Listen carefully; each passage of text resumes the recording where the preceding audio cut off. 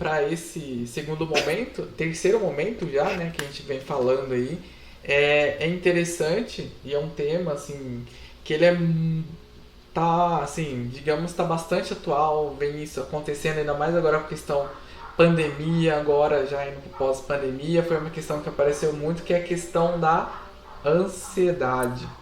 Então, a ansiedade, né? Então a Karen e também o Josué, eles nos mandou as seguintes pontuações deles, né? A insônia tem ligação com a ansiedade e como lidar com a ansiedade? Pergunta Nossa, de 1 milhão. né? Eu vou expressar agora a opinião pessoal, tá? Aham. Sim, a insônia tem ligação com a ansiedade. Não que toda insônia seja ansiedade, Uhum. mas ansiedade pode sim gerar insônia. Você imagina que a ansiedade é o excesso de futuro, tá? É quando a gente sofre por algo que ainda não aconteceu, que talvez não aconteça também, né? E isso tira o sono de qualquer um, né? Então eu acho Exatamente. que Quem tá, nunca, tá né, ficou uma noite aí sem dormir por conta de um pensamento futuro, algo novo que ia acontecer, né? E eu acho que também exatamente. aí, não só, que você também não fica só pensando no futuro, né? Você também às vezes se prende lá no passado, né? Você pode ter essas duas navegações aí, né? Quando se Né? fala de ansiedade. Sim, de uma certa forma, a gente pode assim colocar que a Uhum. ansiedade é o futuro. Quando a gente se prende no passado, ela já normalmente ela está presa a um quadro mais depressivo, Uhum. né? Que o Interessante. passado ele Aham. é remoendo o que já foi. E a ansiedade, a gente pode dizer, a grosso modo, que é o que ainda está por vir, né? Eu gosto muito de uma analogia que fala que a ansiedade é assim. Imagina que você dá um passo. Aí o seu próximo passo, você tem 360 graus que você pode escolher para dar esse próximo passo. Na ansiedade você sofre pelos 360, mas você só vai dar um. Uhum. Então você dá aquele passo. Eu sempre tive ansiedade. E aí eu comecei a fazer terapia com uns 15 anos de idade e eu achei que eu ia ser curado da ansiedade. E esse foi o maior Mito, problema né? que eu encontrei. Quando eu descobri, depois de 30 anos, que não, que a gente não se cura de ansiedade. Porque ela não é uma Exatamente. doença, né? Sim. Na verdade, a gente precisa aprender a lidar com ela, né? Então, por exemplo, você tem uma situação que te deixa ansioso, é, uma falta de dinheiro, ou alguma situação momentânea que você não tem como resolver naquele momento. Você não vai conseguir é, ter nenhuma ação para Uhum. mudar aquele quadro. Então, não vale a pena sofrer por ele. Eu sei que falar parece ser muito fácil, mas é importante a gente ter essa consciência e tentar acalmar a nossa mente.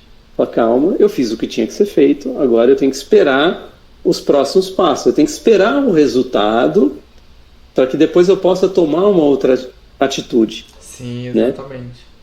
E aí, o que eu vejo assim que funciona muito é a gente começar a aprender a controlar isso. Porque o nosso cérebro, ele é um músculo, né?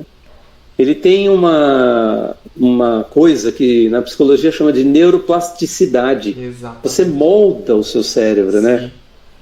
E é importante a gente usar isso a nosso favor. O que quer dizer isso?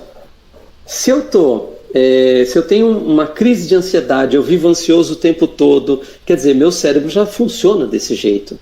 Se eu começar a controlar, nem que seja minimamente, a minha ansiedade para pequenas coisas, a gente vai aprendendo como fazer. É que nem a criança aprendendo a andar, né? Ela Uhum. se apoia, né? E tem Exato. dificuldade. E aí depois ela vai andando, ela, opa, eu consigo andar. E ela vai aprimorando isso. Talvez essa seja a forma melhor de lidar com a ansiedade. Exato, né? Então, você falou aí, né, você falou de analogias, né? E é muito E, interessante, uma analogia que eu gosto muito, né, que às vezes eu uso nos atendimentos aí com os meus pacientes, para refletir um pouco, né, sobre ansiedade, né? A ansiedade ou a crise, né, quando ela vem, né, você pode comparar muito aí com relação a você estar andando numa areia movediça, né? Porque às vezes na areia movediça você caiu, quanto mais você tentar sair, mais preso você vai ficar, né? E às vezes na questão que o Eduardo trouxe aí, com a ansiedade, né? Às vezes você fica aí com os pensamentos acelerados, né? Quanto mais você fica pensando, quanto mais você fica preso, mais ansioso você fica, né? Então a ansiedade, ela, assim, resumo muito isso e essa questão, né? Do você, às vezes, como o Eduardo falou, né? Do você reaprender, né? Para você não ficar preso nesse processo, né? E sempre se decaindo, né? E crise de ansiedade, né? Ela é muito ruim nas nossas vidas, né? Atrapalha as nossas relações. Principalmente tem muita gente que na questão de trabalho acaba sendo afetada por isso, nos relacionamentos. E às vezes é uma coisa que você acha, né? Aí, por exemplo, lá nas relações, né? Você está tendo a crise de ansiedade. E o fato, né, de você estar num ambiente que às vezes você não se sente acolhido, você fica mais ansioso ainda, né? Tem todo esse agravante. Sim. Mas parece clichê, né? Mas a questão assim da ansiedade está muito em saber lidar. Às vezes é você não, nesses momentos você não se acelerar mais ainda, né? Porque pode acarretar muitas coisas, angústia, ansiedade, sofrimento, enfim.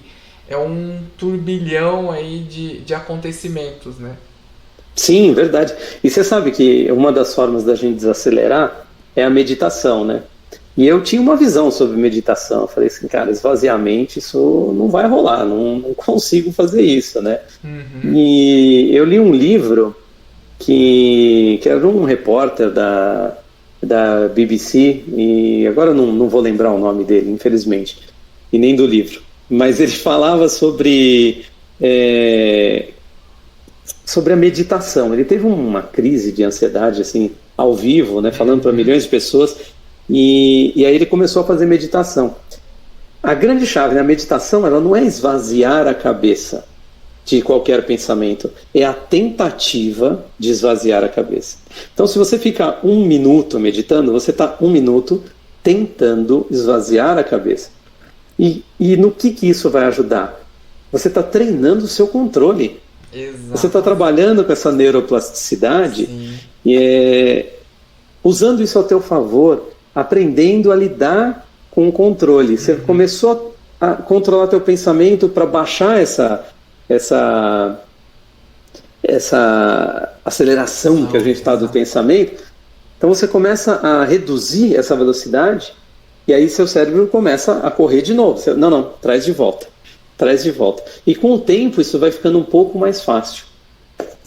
Exato. E o bacana nesse processo, né, Eduardo, é você às vezes definir, né, saber falar sobre o que você está sentindo também, né, entre aí de encontro com a meditação. E uma das coisas é você Nossa. definir, dar nome, né, a esses sentimentos. Isso ajuda você a se acalmar nesses momentos aí de crise. Olha, é muito bem colocado, né? Que é o que a gente trabalha mesmo no consultório, Uhum. porque muitas vezes a gente não está sabendo lidar com aquilo, a gente nem sabe o que está sentindo, não sabe definir. Quando a gente traz isso para palavras, a gente está trazendo do inconsciente Exato. para a nossa consciência. Quando a gente enxerga isso de uma forma consciente, parece que fica mais claro, Isso, né? exatamente. Essa foi a grande observação do Freud, né? Que ele viu que o material inconsciente afetava muitas pessoas que ele estava tratando, e quando transformava isso em palavra, alguma coisa mudava. Exatamente. Esse é o grande sentido aí da psicanálise, né? Você Sim, falar sobre o que você está sentindo. Cura pela fala, né? né? Eu acho